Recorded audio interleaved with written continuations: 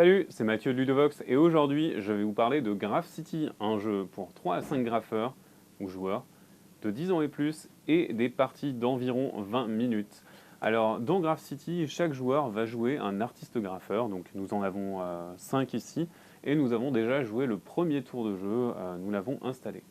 Donc nous commençons avec une main de 7 cartes de graphes qui sont décomposées en deux catégories, les cartes murs et les cartes métro. Donc par exemple ici nous avons des graphes de mur et nous avons des graphes de métro ici. Bien entendu on ne pourra pas mélanger les deux. Donc les tours se décomposent en deux phases et nous allons avoir 5 tours. Donc le but sera d'avoir les graphes les plus cool et de recouvrir les graphes des adversaires parce qu'il ne faudrait pas les laisser avoir les graphes les plus cool.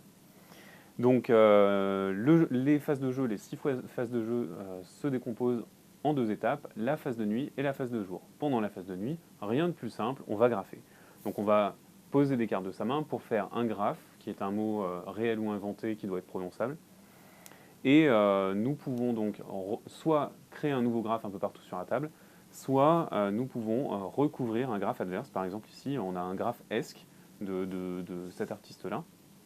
Et du coup, par exemple, je vais le recouvrir avec mon graphe Nani. Et du coup, comme je recouvre son graphe, je vais prendre son jeton, ça vaudra un point de victoire en fin de partie. Et puisque j'ai fait un graphe, je vais signer le graphe avec un petit tag à mon nom, ce qui va permettre de savoir que c'est mon graphe à moi. Chaque joueur va faire un graphe dans l'ordre du tour, et ensuite on passera à la phase de jour. Alors la phase de jour, c'est une phase où en fait les graffeurs vont se balader dans la ville et ils vont dire « Ah, ce graphe il est trop cool !» Donc chaque joueur va voter pour son graphe préféré, et chaque joueur qui a eu au moins un vote va retourner son petit jeton de signature pour avoir 2 points de victoire. Et donc tant que ce graphe n'est pas recouvert, ce graphe vaudra 2 points de victoire. Il existe des cartes spéciales, donc on va remplir nos mains à 7, faire une nouvelle phase de nuit, etc. Donc il existe des cartes spéciales qui vont nous permettre de faire des choses vachement chouettes. Par exemple, on a des échelles qui vont nous permettre de mettre nos graphes en hauteur, et un graphe avec une échelle sera plus dur à recouvrir. Du coup, il faudra une échelle, jouer une échelle, et jouer un mot plus long pour recouvrir ce graphe-là. Il existe également la dépouille qui va permettre de voler 2 cartes dans la main d'un autre joueur, ce qui va lui donner une main moins grosse et nous en donner une main donc plus fournie avec plus d'opportunités. Nous avons également le flic, donc on va appeler un flic quand un de nos graphes va être recouvert, on va interdire à un autre joueur de recouvrir un de nos graphes. Et enfin nous avons l'effaceur, donc l'effaceur va permettre de retirer une carte dans un graphe, au cœur d'un graphe, et donc nous allons raccourcir le graphe et il vaudra moins de points de victoire, nous allons récupérer cette carte.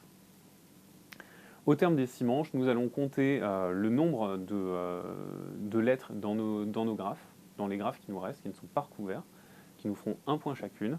Nous allons compter le nombre de tags qui sont retournés sur la phase plus 2, qui nous font 2 points chacun. Et nous allons compter le nombre de tags que nous avons recouverts de nos adversaires, donc ceux que nous avons récupérés. Et ceux-là vaudront 1 point chacun. Celui qui a le plus de points de victoire gagne évidemment. Voilà, vous savez absolument tout sur Graph City. Maintenant, bon jeu!